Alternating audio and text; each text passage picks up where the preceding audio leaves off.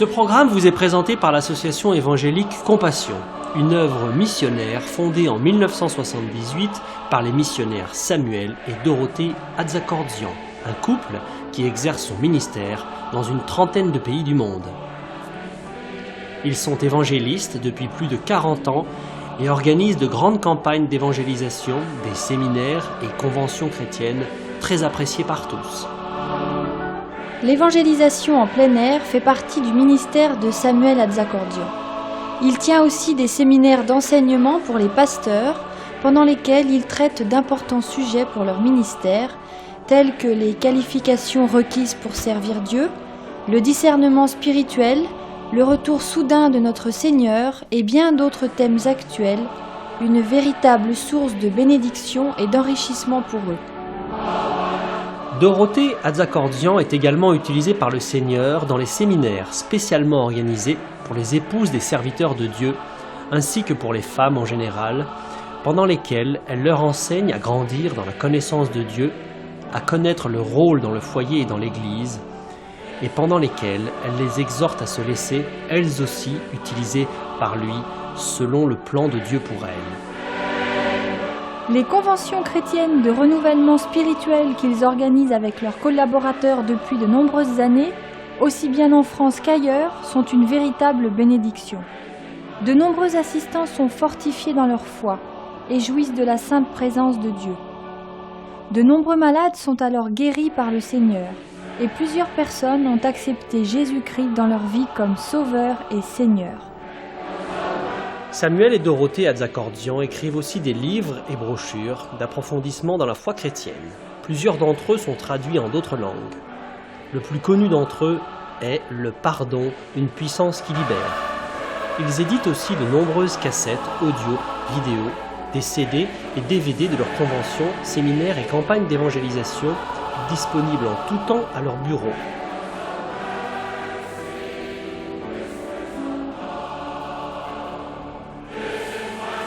Leur site internet très intéressant vous permettra de mieux encore connaître leur ministère, de vous procurer régulièrement leurs messages d'édification, de lire de merveilleux témoignages d'intervention divine et aussi d'acheter en direct leurs nombreux articles.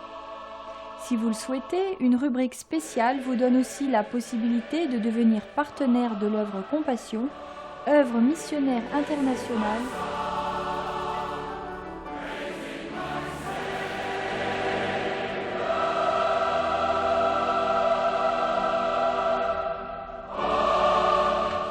Nous souhaitons maintenant que vous soyez richement bénis par ce programme.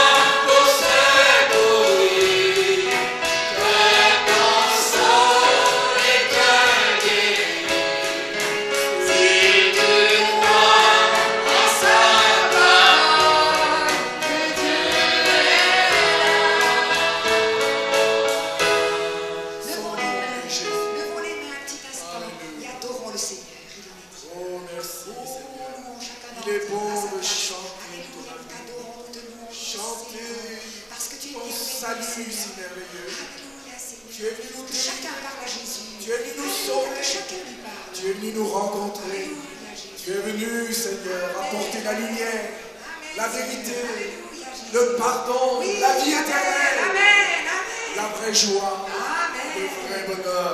Oui, la vraie Son joie vient de nom toi. est Amen. Jésus. Alléluia. Jésus veut dire libérateur, sauveur. Alléluia. Amen. Alléluia. Son nom est Jésus.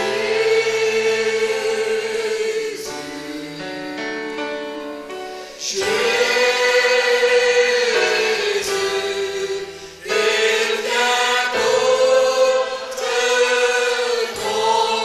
consoler. Il guérit les cœurs brisés, soulage les opprimés. Il est toujours capable de délivrer. Amen, alléluia, alléluia.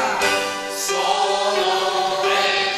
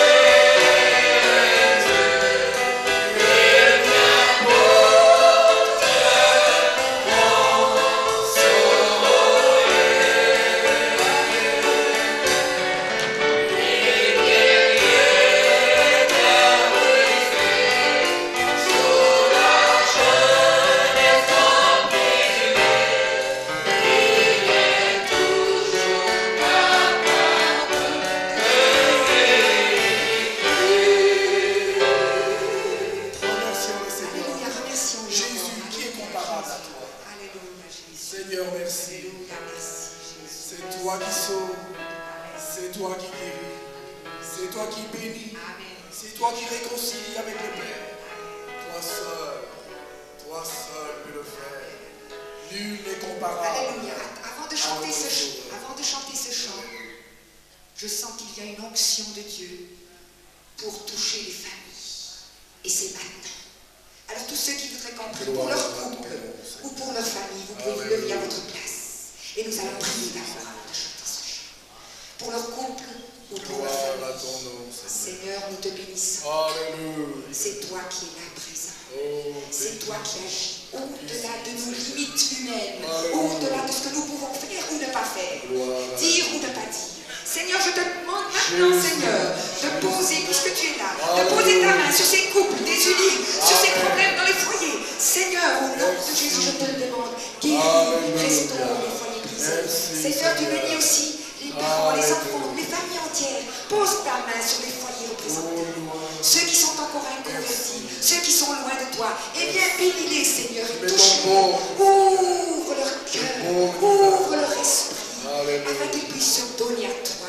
Seigneur, nous te prions pour tous les inconvertis de nos familles. Seigneur, bénis-les, sauve-les, au nom de Jésus, là où ils sont touchés.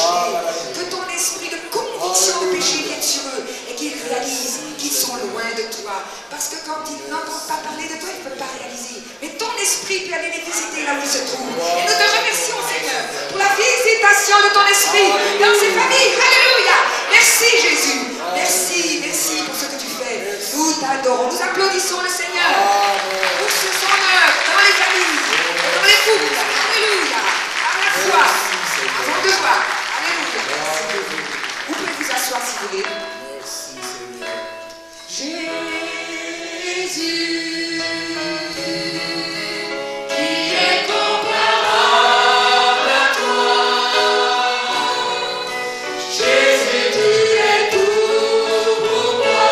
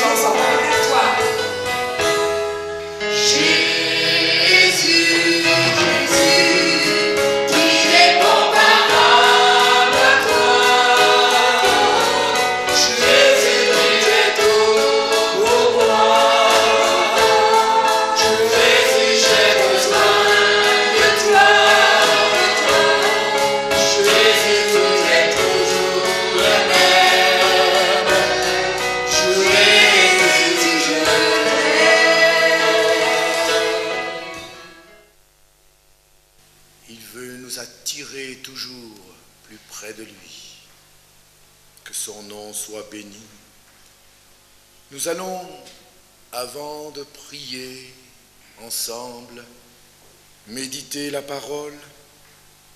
Et comme aujourd'hui, c'est le jour de Pentecôte, nous allons lire ce récit pour nous imprégner de ce qui s'est vraiment passé ce jour-là. Il est bon de venir et de revenir à la source, n'est-ce pas vrai? C'est à la source que l'eau est pure. C'est à la source que l'eau est fraîche. C'est à la source que l'eau désaltère. Si nous buvons à 500 mètres ou à 1 kilomètre de la source, il y a toutes sortes d'impuretés, il y a toutes sortes de pollutions. Ce n'est pas sûr. Il nous faut revenir à la source. Et nous allons voir ensemble les fruits d'une véritable Pentecôte. Des vérités toutes simples, mais indispensables à connaître et à reconnaître dans les temps que nous vivons, qui sont les temps de la fin. Il nous faut toujours plus être imprégnés de ce qu'est et de ce qu'était la vraie Pentecôte, quels en étaient les fruits, pour que ces fruits soient vus en nous et qu'ils se manifestent au travers de nous. Nous allons lire dans les Actes des Apôtres le passage bien connu, Acte 2, à partir du verset 32 déjà. Pierre, rempli du Saint-Esprit, s'adresse à la foule qui est là.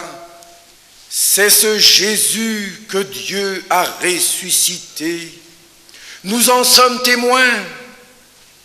Élevé par la droite de Dieu, il a reçu du Père le Saint-Esprit qui avait été promis.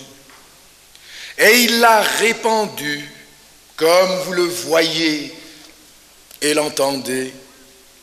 Car David n'est point monté au ciel, mais il dit lui-même, le Seigneur a dit à mon Seigneur, assieds-toi à ma droite, jusqu'à ce que je fasse de tes ennemis ton marchepied. Que toute la maison d'Israël sache donc avec certitude que Dieu a fait, Seigneur et Christ, ce Jésus que vous avez crucifié. Après avoir entendu ce discours, ils eurent le cœur vivement touché. Et ils dirent à Pierre et aux apôtres, « Hommes, frères, que ferons-nous » Pierre leur dit, « Repentez-vous, et que chacun de vous soit baptisé au nom de Jésus-Christ pour le pardon de vos péchés. Et vous recevrez le don du Saint-Esprit, car la promesse est pour vous et pour vos enfants, et pour tous ceux qui sont au loin, en aussi grand nombre que le Seigneur notre Dieu les appellera. » Et par plusieurs autres paroles, il les conjurait et les exhortait, disant, « Sauvez-vous de cette génération perverse. » Ceux qui acceptèrent sa parole furent baptisés, donc le baptême des adultes par immersion. Et en ce jour-là, le nombre des disciples s'augmenta d'environ 3000 âmes. Ils persévéraient dans l'enseignement des apôtres, dans la communion fraternelle, dans la fraction du pain et dans les prières. La crainte s'emparait de chacun et il se faisait beaucoup de prodiges et des miracles par les apôtres. Tous ceux qui croyaient étaient dans le même lieu et ils avaient tout en commun. Ils vendaient leurs propriétés et leurs biens, et ils en partageaient le produit entre tous, selon les besoins de chacun. Avez-vous remarqué ici, ce ne sont pas les apôtres qui ont dit à ces chrétiens, allez, vous devez vendre vos maisons et tout. Avez-vous remarqué cela? Aujourd'hui, c'est ce qui se passe. On vous commande de faire ces choses-là. Et on vous dit encore, sinon vous désobéissez au Seigneur. Mais là, c'est pas du tout cela. C'est spontané, vous êtes d'accord avec moi? C'est spontané. C'était vraiment une action de l'esprit. Ils avaient envie de le faire. Le Seigneur leur a mis à cœur. Ils le font. N'est-ce pas merveilleux? Aucune contrainte, mais vraiment une liberté de l'esprit. Quelque chose qui se fait dans l'amour pour le Seigneur et pour ceux qui sont dans le besoin. N'est-ce pas merveilleux? Alors ensuite, ils partageaient le produit entre tous, selon les besoins de chacun. Ils étaient chaque jour, tous ensemble, assidus au temple.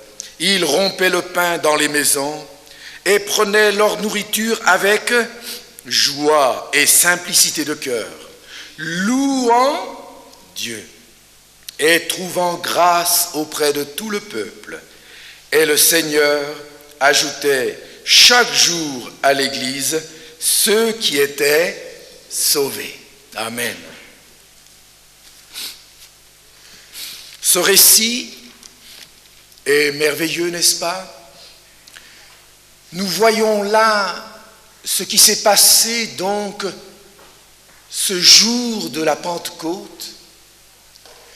Et il est bon de méditer cela un petit peu dans les détails pour voir quels en sont les fruits d'une vraie Pentecôte. Nous devons savoir connaître le vrai si nous voulons discerner le faux. Vous êtes d'accord avec moi? Vous ne pouvez pas discerner un faux billet si vous ne connaissez pas le vrai billet. C'est de la folie. Et voilà pourquoi, aujourd'hui, beaucoup de chrétiens ne peuvent pas discerner les choses fausses qui se disent, qui se prêchent, qui se pratiquent, parce qu'ils ne connaissent pas le vrai, ou ne sont pas assez imprégnés du vrai. Mes amis, les apôtres disaient, pour moi, pour nous, il est salutaire de vous dire les mêmes choses, car cela est votre salut. Nous vivons un temps où nous avons la démangeaison d'entendre des choses nouvelles, n'est-ce pas? Et surtout des choses agréables, n'est-ce pas vrai? Et nous sommes dans cette période-là. Et si le chrétien n'est pas rempli du Saint-Esprit, est rempli de la parole de Dieu pour vivre près du Seigneur et connaître l'authentique, il se laissera séduire. Malgré ses bons désirs, malgré ses bonnes pensées, l'esprit du malin est plus fort que notre propre sagesse, n'est-ce pas vrai? Que notre propre force. Mais l'Esprit de Dieu est plus fort que toute la puissance de l'ennemi. Alléluia! Car celui qui est en nous est plus grand que celui qui est dans le monde. Pour connaître, discerner le faux, il faut connaître l'authentique. C'est la seule sauvegarde, mes amis. C'est pourquoi méditons quelques instants les fruits d'une véritable Pentecôte. J'en ai noté plusieurs ici, j'en ai noté 10, il y en a pas mal les fruits. Je ne peux pas les méditer en profondeur, sinon il nous faudrait 10 réunions. On pourrait faire 10 réunions avec ça. Mais enfin, je vais vous donner une corbeille. Vous savez, la Pentecôte, c'est aussi la fête de la moisson. Dans l'Ancien Testament, c'était à la moisson quand la Pentecôte était fêtée. Et ce jour-là, il y a une belle moisson, 3000 âmes. Savez-vous que lorsque la loi a été promulguée, il y a eu 3000 morts? Ceux qui se sont rebellés contre l'Éternel, eh bien, 3000 ont été tués comme un jugement de Dieu. Lorsque la loi a été donnée, 3000 personnes ont péri. Lorsque la grâce a été donnée, 3000 âmes ont été sauvées. Alléluia! N'est-ce pas merveilleux? Les fruits d'une vraie Pentecôte. Le premier fruit est celui-ci. Le Saint-Esprit utilise avant tout la parole de Dieu pour parler et agir. Le premier fruit que le Saint-Esprit utilise, c'est la parole de Dieu. Vous le remarquez quand vous lisez, ici on l'a bien vu, après avoir, verset 37, après avoir entendu ce discours. Comprenez? C'est après avoir entendu la prédication de Pierre. Et vous savez, sa prédication n'était pas facile. Ils n'ont pas entendu des choses agréables, je vous assure. Vous savez qu'il faut être rempli du Saint-Esprit pour dire des choses agréables? Désagréables, plutôt. Il faut être rempli du Saint-Esprit pour dire des choses désagréables. Parce que c'est quand on aime les personnes qu'on leur dit la vérité, qui ne plaît pas toujours, n'est-ce pas vrai? Mais qui est essentielle pour aider les gens, pour libérer les gens, n'est-ce pas vrai? Après avoir entendu ce discours, donc un premier fruit, tout ce qui s'est passé là, les résultats, provenaient donc de cette prédication. Et vous l'avez vu, il a utilisé David, il a parlé de Joël. Enfin, le Saint-Esprit a donné à Pierre toutes ces prophéties de l'Ancien Testament concernant le Seigneur. Sa crucifixion, ses souffrances, sa mort, sa résurrection, tout était prophétisé. Alléluia! Et alors il leur a dit, mais c'est vous qui l'avez crucifié. Selon la prescience de Dieu, c'est vrai, mais vous l'avez crucifié. Ce n'était pas agréable. Mais le Saint-Esprit a utilisé cette prédication de la parole pour parler au cœur et aux consciences. Amen. Alors le premier fruit de la Pentecôte est celui-ci. Le Saint-Esprit utilise toujours la parole, avant tout la parole pour nous parler, pour nous corriger, pour nous convaincre, pour nous redresser, pour nous montrer le chemin que nous devons suivre. Amen. Il y a donc là une vérité capitale. Le Saint-Esprit utilise la parole. Si nous voulons que le Saint-Esprit nous utilise, mes amis, nous devons utiliser la parole de Dieu aussi. Car Dieu ne confirme autre chose que sa parole. C'est lorsque nous prêchons sa parole que Dieu confirme sa parole. Amen. Et quand on ne prêche pas sa parole et qu'il y a quand même des confirmations, est-ce que c'est le Saint-Esprit qui fait cela? Ce serait une contradiction. Ce serait une contradiction que le Saint-Esprit confirme quelque chose qui n'est pas de la parole. Alors c'est donc autre chose qui se passe. D'où l'importance de veiller scrupuleusement. Si nous voulons une véritable Pentecôte dans notre vie, dans nos églises, il nous faut absolument revenir à ces premières réalités importantes. Si je veux que le Saint-Esprit soit libre d'agir, je dois lui donner l'occasion d'agir, l'instrument. Éphésiens nous dit bien que l'épée de l'Esprit qui est la parole de Dieu. La parole de Dieu est l'épée de l'Esprit. Voyez-vous, quand la parole de Dieu est prêchée, c'est comme si c'était l'épée de l'Esprit. L'Esprit est comme une épée qui utilise cette parole pour convaincre, pour toucher. Amen.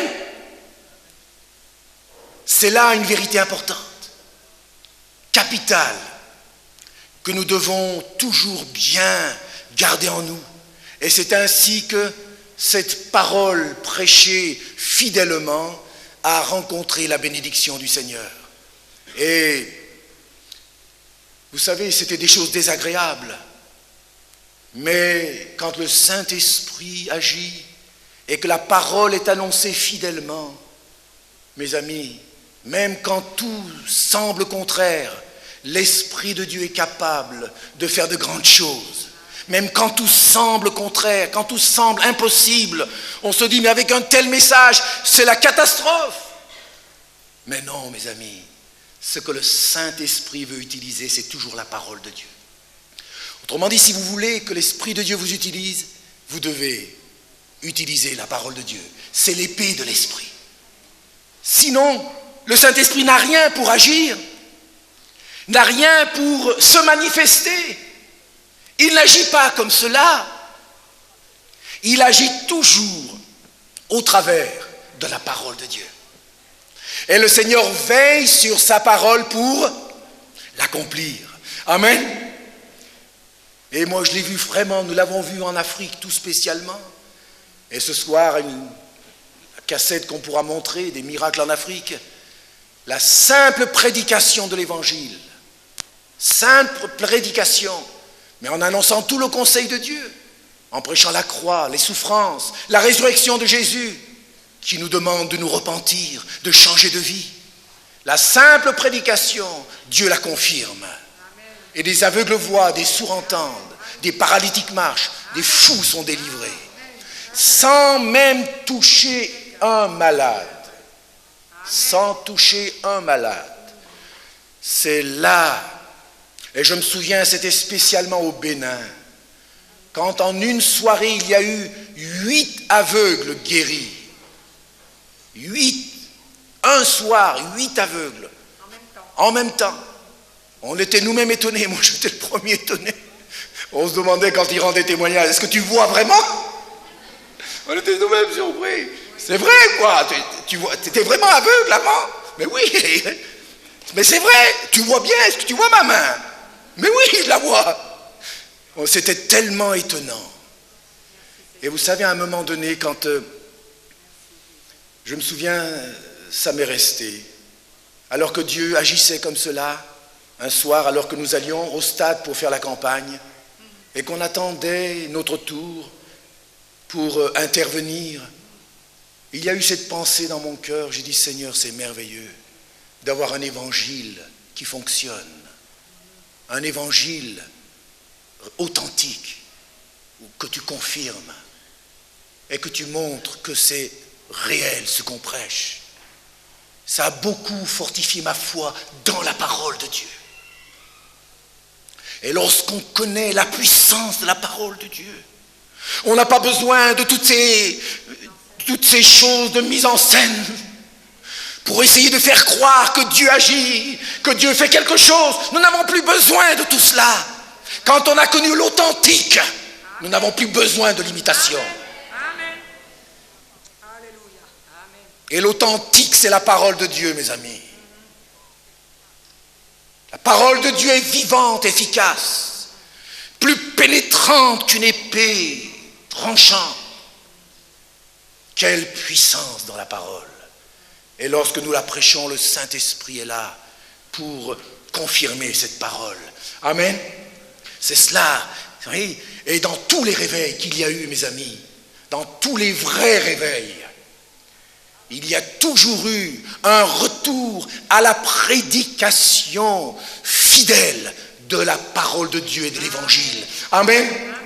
Tous les réveils ont remis en évidence la parole de Dieu sur l'autel.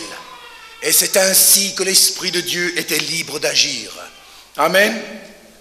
Deuxième fruit, le Saint-Esprit convainc de péché.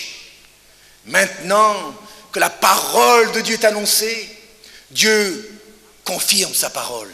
Il est dit, après avoir entendu ce discours, ils eurent le cœur vivement touché.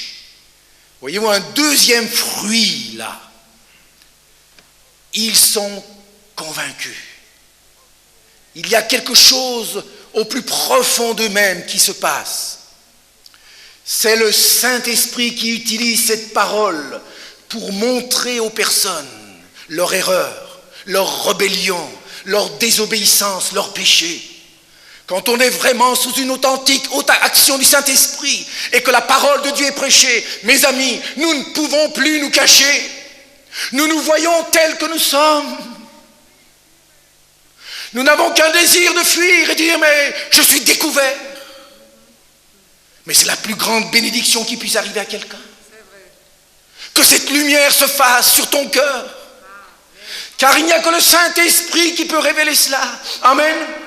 Ni la psychologie, ni la théologie, ni la sagesse humaine, ni aucune religion ne peut convaincre de péché, ne peut révéler le cœur de l'homme tel qu'il est. Et lorsque nous entendons un tel message, nous nous écrions, Seigneur, mon cœur est tortueux et méchant par-dessus tout, aie pitié de moi. Voilà ce qui s'est passé ce jour-là. Même après un message apparemment sévère, mais dit avec amour, le fruit de l'esprit a utilisé cette parole pour convaincre de péché. Et vous savez ce qu'il est dit? Ils eurent le cœur vivement touché, et il est dit, et ils dirent à Pierre et aux apôtres, hommes, frères, que ferons-nous? Avez-vous remarqué, c'est l'inverse de ce qui se passe aujourd'hui.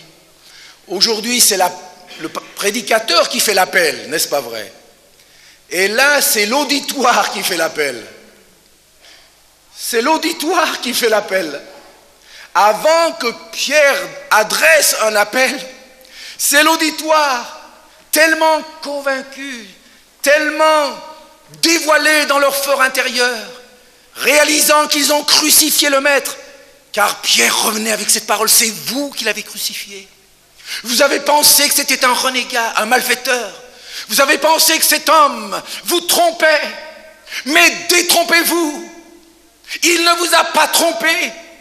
Il a dit qu'il allait mourir, mais que le troisième jour, il allait ressusciter des morts. Il est ressuscité des morts. Amen. Cela vous prouve qu'il a dit la vérité. Amen. Il n'est pas un imposteur. Et il leur dit que toute la maison d'Israël sache donc avec certitude que Dieu a fait Seigneur et Christ, ce Jésus que vous avez crucifié. Et c'est là qu'ils furent profondément bouleversés. Comment on s'est trompé? On s'est moqué de ce Jésus. On a pensé qu'il nous trompait. On a pensé qu'il égarait la foule. Mais voilà que c'est nous qui nous sommes trompés.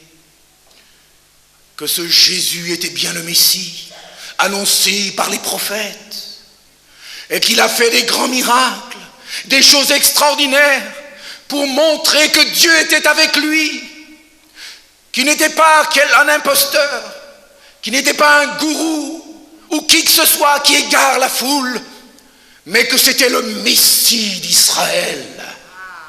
Et c'est là qu'ils sont profondément touchés, dans leur cœur. Oh, nous nous sommes trompés, nous l'avons crucifié, nous l'avons rejeté, et cependant, c'est pour nous qu'il était crucifié. N'est-ce pas merveilleux?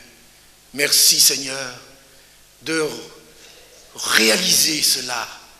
Si nous pouvons toujours plus réaliser ces choses, alors l'Esprit de Dieu agira encore plus dans nos vies. Et après, qu'est-ce qui s'est passé? Ils furent convaincus de péché. Le troisième fruit maintenant.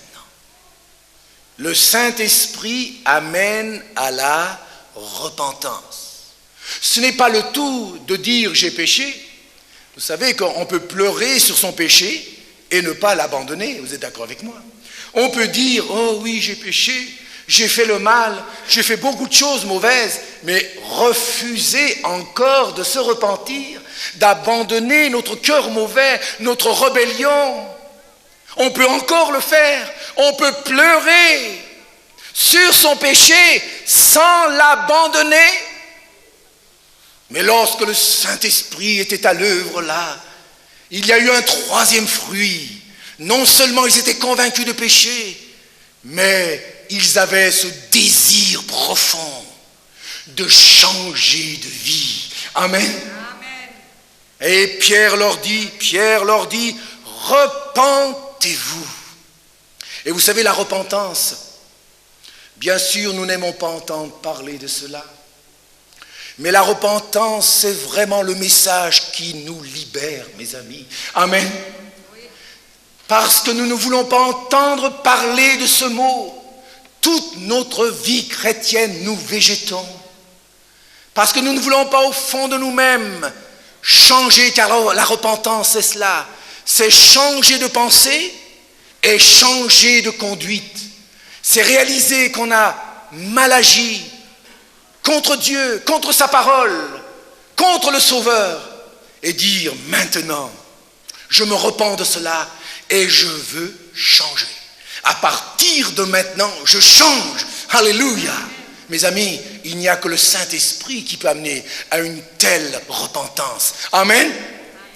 Alors, toute manifestation de l'Esprit, mes amis, qui n'amène pas à ce changement radical, qui n'amène pas les gens à dire, eh bien, maintenant je me repens, je change ma façon de vivre, je veux désormais quitter ce chemin étroit, pour ce chemin large, pour prendre le chemin étroit qui mène à la vie. Tant qu'il n'y a pas cela, le cœur reste le même. L'action du Saint-Esprit n'est pas profonde. Voilà un troisième fruit, mes amis, la repentance. Êtes-vous passé par là? Avez-vous vraiment pleuré sur votre péché à un tel point que vous dites maintenant, ça suffit? C'est Martin Luther qui disait que la repentance, c'est ne plus le faire. Ne plus le faire. Ne plus revivre dans le péché. Ne plus marcher sur cette même voie passée. C'est ne plus le faire. C'est changer radicalement de vie. Amen. Et vous savez, mes amis, quand c'est le Saint-Esprit qui nous parle, mais les larmes sont là, c'est vrai, mais personne ne nous force. C'est un besoin intérieur. Lorsque je me suis donné au Seigneur, il y avait ce profond besoin d'être pardonné, de me repentir au plus profond de moi-même. Je réalisais que j'avais péché devant Dieu en pensée, en parole. Dieu était déshonoré. Et lorsque le Saint-Esprit, je me souviens, c'était à Grenoble, un peu au Faux en Roissard, dans un camp de jeunesse, que là, l'Esprit de Dieu, le dernier jour du camp de jeunes, lorsque le pasteur a adressé un appel, personne n'a répondu à l'appel. Et alors il était en train de faire la prière finale pour que tout le monde aille dans sa chambre. Et au moment où il a fait cela, il a dit maintenant nous pouvons partir. Moi j'étais, je me souviens, sur la droite, là-bas au fond. J'avais 20 ans juste avant de partir à l'armée. Je voulais me lever, mais je ne pouvais plus me lever à ma place. Et là, au plus profond de moi-même, le Seigneur me montrait maintenant, il faut que ça change. Tu connais la vérité, parce que mes parents étaient chrétiens. Maintenant, il faut que tu prennes la décision de changer radicalement. C'est le moment. Mes amis, nous ne pouvons pas nous repentir quand on le veut. On se repent quand le Seigneur nous appelle, quand le Saint-Esprit nous appelle. Tu ne peux pas dire, ah mais moi comme le brigand, je me convertirai à la fin. Ah oui, il y a eu 2 brigands. Il y en a un qui s'est repenti, mais l'autre pas. Il a attendu le dernier moment, celui-là. Et au dernier moment, il s'est encore endurci. C'est quand l'Esprit de Dieu nous parle que nous devons obéir. Amen. Et quelle libération, mes amis. Quelle libération. La repentance, c'est vraiment la clé de la libération. Alléluia. On verse des larmes, mais c'est des larmes de joie aussi. Savoir que maintenant le pardon est accordé. Savoir qu'à partir de maintenant, une vie nouvelle commence avec le Seigneur. Alléluia! Les fruits d'une véritable Pentecôte. Seigneur, je me repens. Pas le remords. Vous savez, il y en a qui confondent remords et repentance. Judas a eu du remords, mais il ne s'est pas repenti. Il est allé se pendre malheureusement. C'était du remords qu'il avait. Il a peut-être pleuré même, mais il ne s'est pas vraiment repenti, n'est-ce pas vrai? C'est Pierre qui a péché et qui nous donne l'image de la vraie repentance quand il a renié son maître. Il est dit qu'il pleura amèrement lorsque le Seigneur l'a regardé, alors que le maître était sur le chemin de Golgotha. Pierre a réalisé toute la noirceur de son cœur et aussi toute sa rébellion intérieure. Et il est dit qu'il pleura amèrement, comme pour dire, Seigneur, maintenant c'est fini. Je veux abandonner ma vie entre tes mains, me détourner de mon péché, de ma rébellion. Car le péché, c'est quoi, mes amis? C'est la rébellion. Le péché, c'est la rébellion, c'est faire ce qu'on veut au lieu de faire ce que Dieu veut. C'est cela. Beaucoup de gens pensent qu'ils ne sont pas pécheurs parce qu'ils n'ont pas tué ni volé. Et ils disent, mais moi je ne suis pas pécheur, j'ai ni tué ni volé. Mais le péché, c'est pas cela. Bien sûr, le péché, c'est cela. Mais c'est beaucoup plus profond que cela. Le péché, c'est faire sa volonté au lieu de faire la volonté de Dieu. Le péché, c'est la rébellion. C'est je fais ce que je veux. Nous étions tous errants comme des brebis. Chacun suivait sa propre voie. Vous avez remarqué? Sa propre voie. Chacun faisait ce qu'il voulait. C'est cela le péché. Je fais ce que je veux. Personne n'a le droit de me dire quoi que ce soit. Tu n'as pas été créé pour faire ce que tu veux. Tu as été créé pour faire ce que Dieu veut. Et tant que tu ne vis pas pour le Seigneur, tu es en état de guerre, en état de rébellion devant le Dieu 3 fois saint. Tu as été créé pour être en communion avec lui.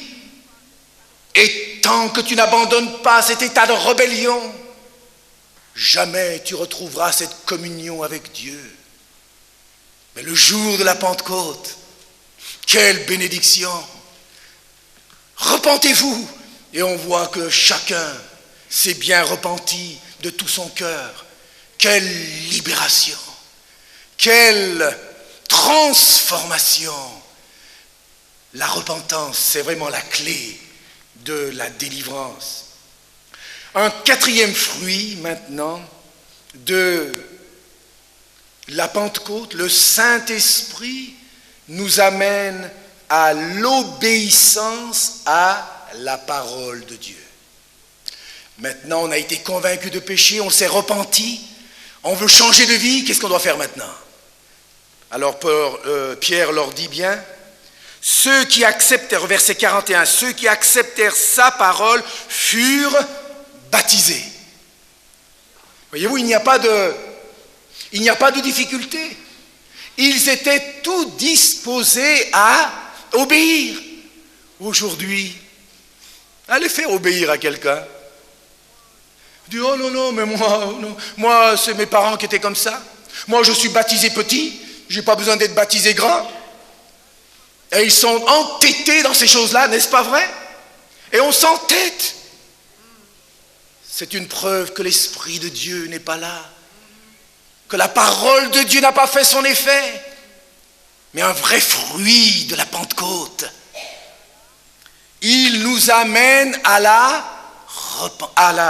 l'obéissance à la parole de Dieu. Ils se firent baptiser. La confession publique de sa foi. Être chrétien, c'est confesser publiquement sa foi. Et par le baptême, c'est dire, je suis mort à mon ancienne vie, et quand on vous relève, c'est l'image de la résurrection, qui veut dire, on me relève pour vivre une vie nouvelle avec Jésus-Christ. Alléluia! Et ces choses-là ne sortent pas du bout des lèvres, c'est quelque chose de profond. La vraie action du Saint-Esprit nous conduit toujours à obéir au Seigneur. Aujourd'hui, nous parlons d'action du Saint-Esprit, mais pas d'obéissance à la parole du Seigneur. Chacun fait comme il veut, n'est-ce pas vrai? Et chacun obéit surtout ce qu'il veut, comme il veut, quand il veut. Pourrons-nous parler d'une véritable action du Saint-Esprit? Non. C'est une imitation. Mais l'authentique, c'est ceci. Tous ceux qui acceptèrent sa parole furent baptisés. L'obéissance. L'obéissance au Seigneur. Et le baptême d'eau est la première obéissance. Avez-vous passé par cette première obéissance? Il y en a qui veulent décrocher la lune. Il y en a qui veulent faire des miracles pour Dieu et je ne sais quoi. Et ils n'ont même pas obéi au premier commandement du Seigneur pour le disciple du chrétien, du Seigneur. Cinquième fruit, le Saint-Esprit nous conduit à persévérer dans l'enseignement des apôtres. Verset 42, il est dit, ceux qui acceptèrent sa parole furent baptisés, et ensuite, ils persévéraient dans l'enseignement des apôtres. Un autre fruit ici, c'est la persévérance dans l'enseignement des apôtres. Vous le remarquez, ici, la doctrine passe avant tout. Une vraie action du Saint-Esprit est toujours attachée à la saine doctrine. Amen. C'est la preuve que le Saint-Esprit est à l'œuvre quand nous aimons la saine doctrine, quand notre foi est basée sur la saine doctrine et non sur des expériences qui changent souvent, mais sur la saine doctrine. Il persévérait dans l'enseignement des apôtres. Voyez-vous, la première chose, c'était la doctrine. Et aujourd'hui, posez la question un peu dans tous ces milieux où, soi-disant, le Saint-Esprit est à l'œuvre. La doctrine, c'est ce qui divise. On n'en parle pas. Est-ce que c'est vrai ou pas? Mais c'est exactement cela. Et ils vont nous faire croire qu'on vit la Pentecôte. Mais quelle Pentecôte? Quelle nouvelle Pentecôte? Quelle illusion? Quel mensonge? Lorsqu'il y a une authentique action du Saint-Esprit, notre premier désir, c'est d'obéir à l'enseignement des apôtres, de revenir à la parole de Dieu et à la saine doctrine. Alléluia! La doctrine vient en premier, avant l'expérience. Beaucoup de gens disent, oh mais moi j'ai fait l'expérience de telle chose. Mais vous leur dites, mais c'est bien beau ça. Mais montre-moi dans la Bible, où est cette expérience? Dans les évangiles. Ah non, non, mais c'est pas dedans, mais moi ça m'a fait du bien. Ça m'a fait du bien. Puisque ça m'a fait du bien, c'est vrai. Vous vous rendez compte? Regardez, quel raisonnement. Puisque ça m'a fait du bien, c'est vrai. Si cette expérience n'est pas biblique, elle doit être rejetée. Même si ça vous fait du bien. Parce que ça peut être une ruse du malin, n'est-ce pas? De vous faire des expériences où ça vous fait du bien pour vous éloigner de la parole de Dieu. N'est-ce pas vrai? Et c'est exactement ce qui se passe aujourd'hui. Et nous nous faisons des illusions. Nous pensons vivre de grandes choses, alors qu'en réalité, on est en train de planer. En réalité, on marche sur une voie parallèle à la voie de Dieu. Et on ne s'en rend pas compte.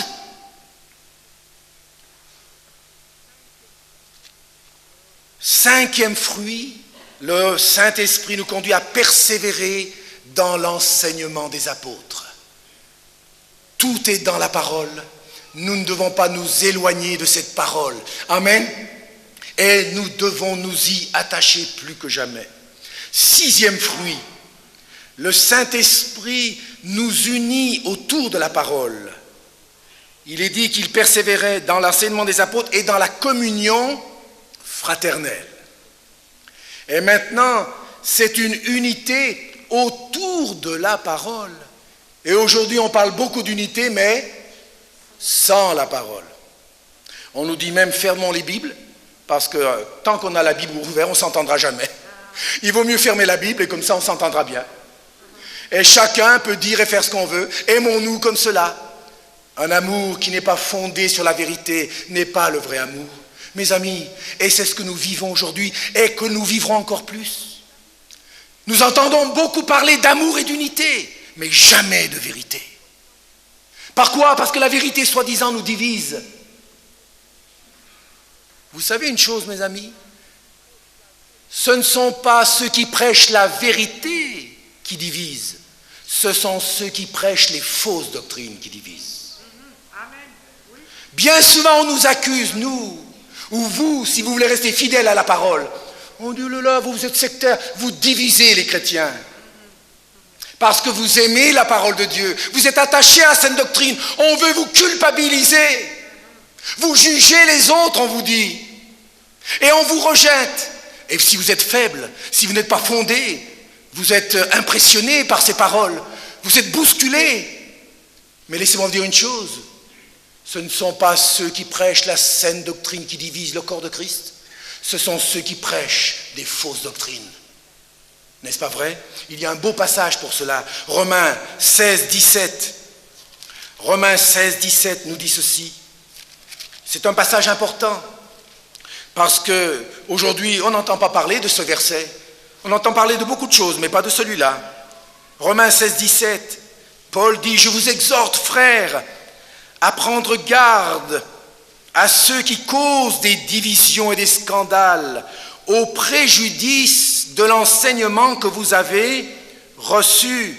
Éloignez-vous d'eux, car de tels hommes ne servent point Christ, notre Seigneur, mais leur propre ventre, et par des paroles douces et flatteuses, ils séduisent les simples. Pour vous, votre obéissance est connue de tous les hommes.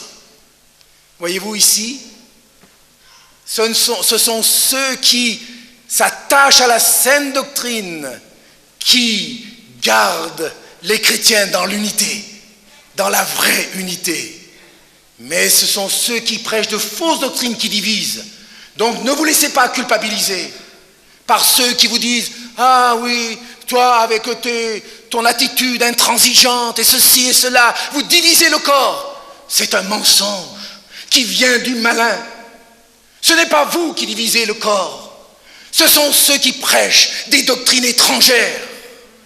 Et la Bible dit que nous devons nous éloigner d'eux. Des vérités fondamentales de la parole.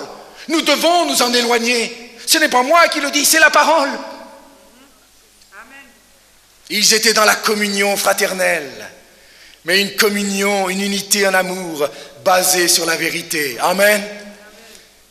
Basé sur la vérité. Puissions-nous rester basés, fondés sur cette vérité de la parole. Et c'est ainsi que nous serons toujours remplis, renouvelés de l'Esprit Saint. Alléluia. 7e fruit. Le Saint-Esprit nous ramène toujours au message de la croix. Verset 42, il est dit comme persévérer dans l'enseignement des apôtres, dans la communion fraternelle, dans la fraction du pain. Et la fraction du pain, c'était quoi? C'était la Sainte Seine. Il persévérait dans cette Sainte Seine et se rappelait continuellement les souffrances et le sacrifice de Jésus. Amen. Le Saint-Esprit, voyez-vous, toujours les ramener à la croix. C'est là que Jésus est mort pour toi. C'est là qu'il a payé ta dette. Et en prenant la Sainte Seine, ils se rappelaient tout ce que Jésus avait fait pour eux. Le Saint-Esprit nous ramène toujours à la croix où Christ a souffert pour nous. Si nous sommes lassés du message de la croix, alors nous nous sommes éloignés de la saine doctrine. Et nous ne sommes surtout pas remplis du Saint-Esprit, car le Saint-Esprit nous ramènera toujours au pied de la croix. Amen. Il prenait la fraction du pain comme on l'a fait ce matin, il se rappelait ses souffrances, sa mort expiatoire. Ô Jésus, si nous sommes remplis maintenant, c'est parce que le sang de Jésus a purifié nos cœurs, c'est parce que le sang de Jésus a expié nos péchés, que maintenant le Saint-Esprit peut habiter en nous. Le Saint-Esprit ne peut jamais venir dans un cœur qui n'est pas lavé par le sang de l'agneau. Amen. Ne l'oublions jamais. Le Saint-Esprit et le sang de Jésus travaillent ensemble. Comme le Saint-Esprit et la parole travaillent ensemble. Le Saint-Esprit et le sang et la croix de Jésus travaillent ensemble. Le Saint-Esprit nous ramène toujours au pied de la croix, pour nous donner de réaliser l'amour extraordinaire de notre Sauveur. Jamais nous ne devons oublier cela. Et c'est ce qui faisait la force des premiers chrétiens. Lorsqu'ils croyaient au sacrifice de Jésus, ils étaient pleinement pardonnés, libérés. Aujourd'hui, il faut faire de la psychologie, de la psychothérapie, même dans l'église. Même dans l'église, on a amené la psychologie, la psychothérapie, je ne sais quoi, et des expériences de cultes orientaux pour essayer de délivrer, soi-disant, les chrétiens. Quelle folie! C'est parce que le message de la croix ne retentit plus avec autorité. À la croix, non seulement notre péché est effacé, mais nous sommes délivrés de la main de Satan. Alléluia! Nous sommes des chrétiens libres. C'est ce que la croix accomplit. Jésus a assez souffert pour nous pardonner et pour nous délivrer de la main de Satan. Il a dépouillé les dominations et les autorités et il les a publiquement triomphé d'elles en triomphant. Il les a publiquement livrées en spectacle en triomphant d'elles par la croix. Alléluia! Il a dépouillé les dominations et les autorités. Il a triomphé d'elles par la croix. Merci Seigneur. Non seulement nous sommes pardonnés, mais nous sommes libérés. Le sang de Jésus a accompli cela. Croyons-le. Croyons-le. L'œuvre de Golgotha est parfaite. C'est pourquoi le Saint-Esprit nous ramène à ces vérités. Là où a lieu ta victoire, mais le diable veut bien nous aveugler sur cela. À la croix, oui, à la croix, Jésus t'a pardonné. Et puis on entend souvent, à la croix, Jésus nous a pardonné en théorie, vous voyez, c'est la théorie. Mais en pratique, c'est pas comme ça. C'est ce que j'ai entendu une fois. Quand il est dit, 2 Corinthiens 5, 17, si quelqu'un est en Christ, il est une nouvelle créature. Les choses anciennes sont passées, voici toutes choses sont devenues nouvelles. Et il m'a dit, mais oui, mais ça c'est la théorie, mais maintenant il faut la pratique. La pratique, c'est pas ça. Ah bon, je ne savais pas où c'est écrit. C'est écrit qu'en théorie, nous sommes une nouvelle créature, les choses anciennes sont passées. C'est marqué la théorie. Quel est ce verset? C'est toi qui ajoutes théorie. C'est pas écrit théorie à côté. Et c'est ainsi que nous fabriquons des versets et que nous restons dans l'ignorance. Mes amis, le diable voudrait nous aveugler, n'est-ce pas, là-dessus? Il veut nous faire croire que ce que Jésus a fait finalement, c'est pas grand-chose, juste un petit peu, tout juste pardonner nos péchés, tout juste. Et encore. Tout juste. Mais après ça, il faut que l'homme y mette sa main. Il faut que la psychologie vienne. Il faut qu'il y ait des séances de délivrance. Allez-y. Et plus vous en chassez, plus on en chasse. Plus vous chassez des démons, soi-disant des chrétiens, plus il y a des démons à chasser. Vous n'en finissez plus. Et il faut de la guérison intérieure. Il faut revenir jusqu'à votre naissance. Jusqu'à la naissance, et même avant, il y en a qui vont tellement loin. Pour vous guérir, soi-disant des blessures de votre passé, de votre enfance. Où est-ce que vous avez vu Pierre prêcher comme ça? Où est-ce que vous avez vu Paul prêcher comme ça? Où est-ce que vous avez vu, n'est-ce pas, un autre évangile? Il persévérait dans la fraction du pain.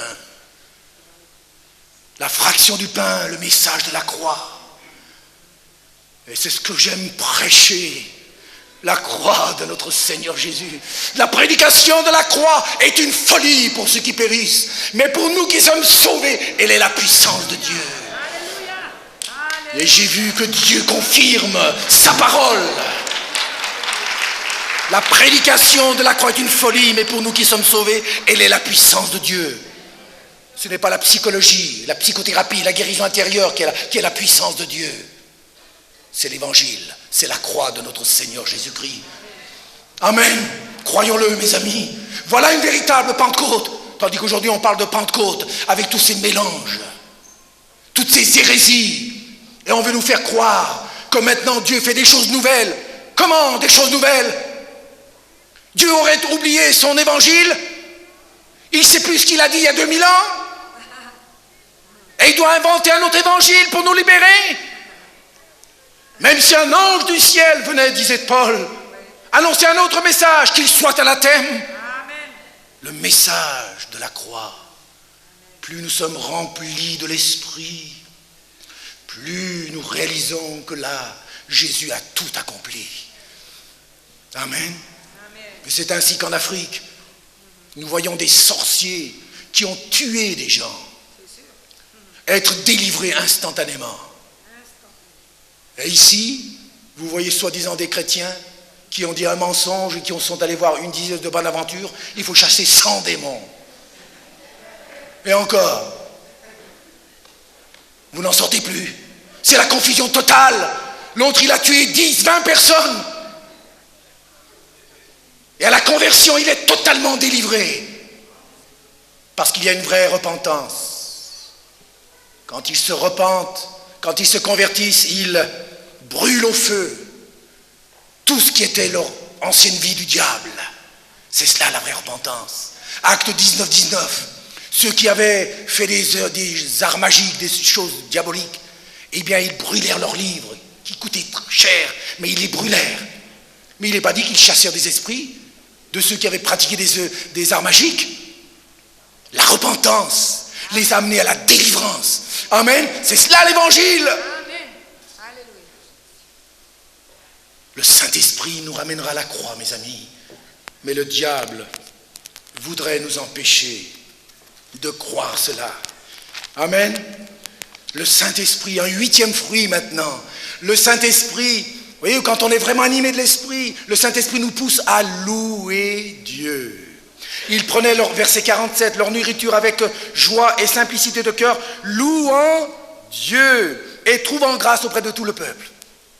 Lorsqu'on est vraiment dans la présence de Dieu, rempli de l'Esprit, nous n'avons qu'une envie de louer le Seigneur, de le bénir, de l'exalter. Il est merveilleux, il est grand. Alléluia. Nul n'est comparable à lui. Ça, c'est un fruit de l'Esprit, d'une action de l'Esprit au milieu de nous. Il louait Dieu. Oh, alléluia. Continuons de le faire, le Saint-Esprit est là. Plus nous louons, plus nous serons remplis du Saint-Esprit. Vous l'avez remarqué? Vous avez vu ces moments qu'on passe dans la louange? Mais vous n'êtes plus la même personne, je suis sûr. Quelque chose en vous, il y a comme une source qui commence à couler, à jaillir en vous. C'est quelque chose de profond, c'est une réalité. Et les premiers chrétiens avaient compris cela, ils louaient Dieu. Aujourd'hui, on fait toutes sortes de manigances, mais la vraie louange n'existe pas. On tourne autour de soi-même, mais le Saint-Esprit nous délivre de nous-mêmes. Pour louer Dieu, pour ne pas penser à nous, mais penser à Dieu et aux autres. C'est alors que nous sommes vraiment remplis du Saint-Esprit. Tandis que maintenant, on dit qu'il y a une action du Saint-Esprit, on ne pense ni à Dieu ni aux autres. On est des vrais égocentriques. On fait là un spectacle de nous-mêmes, ne pensant qu'à nous, déshonorant Dieu, étant un mauvais témoignage devant les autres. N'est-ce pas vrai? Le Saint-Esprit nous pousse à louer Dieu. Alléluia. Oh, plus nous le louons, plus nous serons remplis de l'Esprit, que personne n'arrive à vous fermer la bouche. Continuez. Continuons, louons, glorifions le Seigneur. Alléluia. Et 9e fruit, le Saint-Esprit conduit des âmes au Seigneur pour être sauvées. Amen. Le Saint-Esprit veut nous utiliser pour bénir les autres. Voilà un véritable fruit de l'Esprit. On est tellement touché qu'on ne peut pas garder cela pour nous-mêmes, n'est-ce pas vrai? L'expérience qu'on a faite par la repentance, le changement de vie nous-mêmes, nous n'avons qu'un désir, c'est de le faire partager aux autres. C'est de dire, mais viens, c'est merveilleux. Toutes choses deviennent nouvelles, c'est merveilleux. C'est cela le fruit de l'Esprit, non pas garder pour nous-mêmes, mais dire aux autres. Et je termine, le Saint-Esprit, le 10e fruit, nous donne la puissance pour être les témoins de Jésus. Acte 1:8. Vous recevrez une puissance, le Saint-Esprit survenant sur vous et vous serez mes témoins. Et maintenant, Merci, avant de passer Seigneur. à la prière pour les malades, j'aimerais Merci, qu'une sœur Seigneur. ici vienne, oui vous, ma sœur là, qui avait été guérie à Valence. J'aimerais que vous donniez votre témoignage parce que c'est un beau témoignage. Le Seigneur l'a touchée à Valence. Elle va vous raconter il y a quelques semaines, à Pâques, et le Seigneur l'a touchée. Alléluia. Venez me dire. Oui, alléluia. Le Seigneur a fait des choses merveilleuses dans son corps. Gloire Et au dans Seigneur. bien d'autres corps, parce que la présence du Seigneur est là. Et il va toucher les malades. Il est plein de compassion pour celui qui est malade. Et il nous comprend. Bonjour, je m'appelle Jocelyne.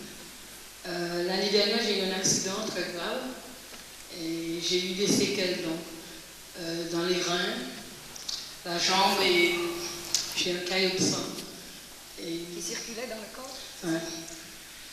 Et au mois d'avril, c'était à Pâques, je suis allée à Valence, à la à la convention de Valence. Et avant ça, j'avais des examens à faire. Mais ils ne sont pas arrivés à faire les examens, je ne sais pas pourquoi, mais ils n'ont pas pu, ça n'a pas été fait. Et quand je suis venue à Valence, j'ai demandé à prier pour moi. Et dans la prière, même avant, quand j'étais à ma place, le Seigneur avait déjà dit qu'il allait me guérir de mon... Vous avez donné une parole. Oui. Vous disiez que guérissez de quoi? De mon cahier de sang, mes reins et ma jambe. Ma jambe a été guérie avant, dans ma chambre, le premier jour. Vous avez été visité dans ta Visité, chambre ouais, par le Seigneur. par le Seigneur. Le premier jour que je suis venue à Valence. Et le lendemain, c'était mon cahier de sang. C'est-à-dire Et une parole avait été donnée voilà. que quelqu'un était guéri. Quelqu'un était guéri d'un caillot de sang qui se promenait dans son corps. Et c'était donc ma sœur qui est allée faire des examens médicaux. Et mon cahier de sang, il est sur place, il ne bouge plus, mais il est tout petit, enfin il reste presque rien, d'après l'avis médical. Normalement, j'avais 5 ans pour pouvoir arrêter les médicaments, et là, ils m'ont donné 6 mois. 6 mois. Et là, je porte un appareil à la jambe, pareil, 6 mois. Dans 6 mois, je dois enlever et arrêter les médicaments. Alléluia. Et l'examen de mon rein, il n'y a plus rien. Il va très bien. Non, il n'y a plus rien. Alléluia. Merci Seigneur. Je rends gloire à Dieu, Qu'est-ce qui a fait ça? le Seigneur. Amen. Et je le remercie. Amen, amen, alléluia. Merci Seigneur. Alléluia. Merci Seigneur. Ainsi nous La allons, présence du Seigneur est là. oui, nous préparer maintenant Et le à Seigneur prier. touche déjà des personnes qui ont des problèmes d'estomac. Gloire au Seigneur. Une personne qui a un problème d'estomac, des Merci, brûlures Seigneur. d'estomac, des ulcères d'estomac. Le Seigneur te touche maintenant Merci Seigneur. et te guérit aussi, Alléluia. à ta place, Merci Seigneur. là où tu te trouves. Simplement parce que tu t'es mise en ordre Gloire avec au ton Dieu. Seigneur. Alléluia. Le Seigneur te touche. Merci Seigneur. Et il y a quelqu'un qui a aussi la cataracte dans les yeux. Merci. Et le Seigneur enlève ce voile qui est sur tes yeux. Merci Seigneur. Et j'aimerais juste rendre témoignage de ceci. Mon pari a parlé dans le message. Au Bénin, nous avions vu 8 aveugles guéris en même temps. 8 aveugles qui avaient reçu la vue. Et le Seigneur m'a fait la grâce, pendant ce moment-là, d'être au premier plan. Je prenais des photos à ce moment-là. Et puis, je me suis trouvée juste devant une aveugle et j'ai vu le miracle de Dieu se passer devant moi, devant mes yeux. Jamais je ne pourrai oublier cela. C'était une dame d'un certain âge qui avait un voile sur les yeux et ça voilait complètement l'œil. On ne voyait pas la pupille, vous voyez, l'œil complètement recouvert. Et quand la puissance de Dieu est venue sur cette femme, je l'ai vue devant mes yeux, j'ai regardé ses yeux, je photographiais. Et juste le miracle s'est passé là, au moment où je prenais la photo. Ça a fait chut. Et puis, cette membrane qu'il y avait sur l'œil, les 2 membranes se sont déchirées par le milieu. Et après, il y a une fente qui s'est produite. Je la vois encore, cette fente qui s'est produit et qui s'écarte, jusqu'à ce qu'on voit la pupille. Et il a dit, je vois. Amen. Alléluia. Alléluia. Seigneur, Merci.